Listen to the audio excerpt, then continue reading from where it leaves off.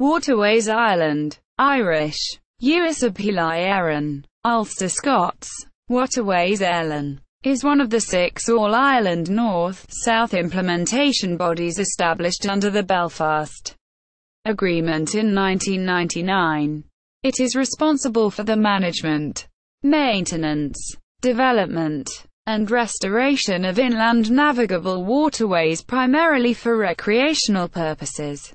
Included as inland waterways are the Barrow Navigation, the Erne System, the Grand Canal, the Lower Bann, the Royal Canal, the Shannon Waterway and the Shannon Navigation.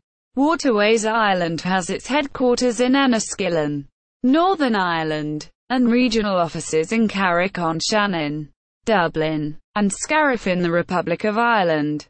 The Waterways Ireland Visitor Centre is located at 2 Grand Canal Quay, Ringsend, Dublin. The building was constructed on the waters of the inner basin of Grand Canal Dock.